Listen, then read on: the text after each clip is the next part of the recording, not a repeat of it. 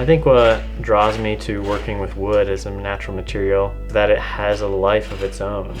As I transform it into something useful and then use that thing like a bowl or a spoon every single day, I am reminded of the life in that bowl and in that wood and just in the world around me. I think there's something really special about just holding a bowl in your hand and holding a wooden spoon and using that to feed yourself. It's very simple. And so in many ways, I think that's maybe a deeper reason. Also, they're just really fun to make. I just really enjoy making bowls and spoons. I use traditional hand tools because it forces me to slow down a little bit.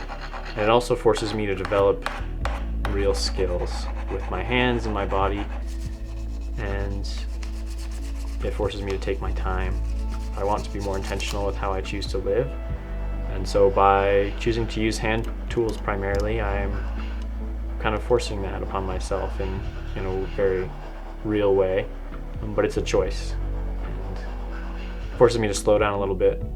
And the tree didn't grow in a day, and I don't think it should be made necessarily and transformed as fast as maybe we could do with.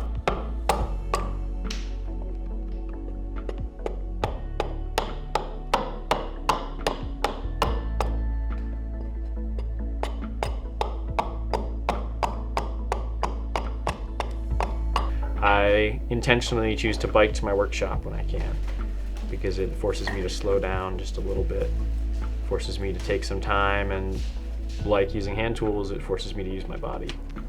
Takes a little bit of skill. And in similar ways, like I like to start fires with friction.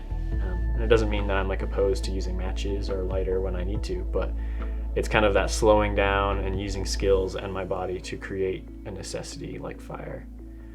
There's a lot of things happening and a lot of ways people are saying that you need to live, or the future can be kind of scary for a lot of people. And so slowing down, I think, helps you realize what you actually have.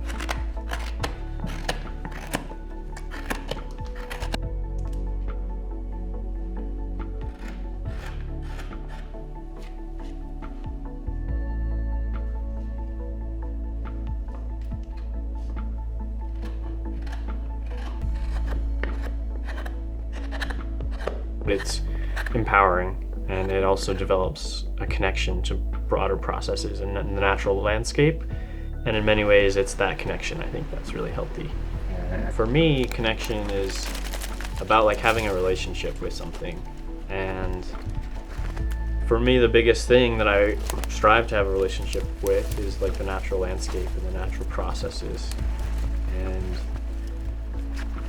by having that kind of relationship, I feel at home there. And so when I choose to carve a spoon, I spend time with a natural material like wood, and I have to go out and I have to source that wood, and I have to know where it grows and know how it shifts and changes over time. And you spend enough time with something, you begin to consider it kind of a friend.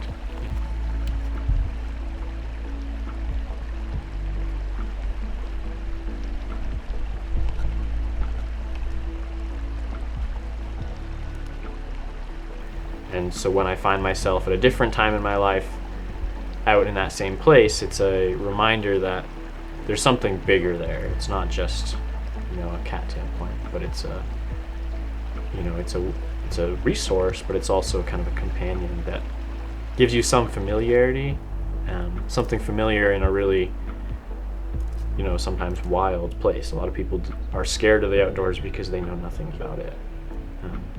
And I hope they feel like they are tapping into something greater, right? By using a bowl that was made with intention, and made, using old styles that I intentionally slowed down to make that bowl, that they will also slow down to maybe eat with it, or slow down to use it and take a moment just to express that gratitude and that connection to the greater processes that are happening around us. My name is Grant Hawks. I carve wooden bowls and spoons.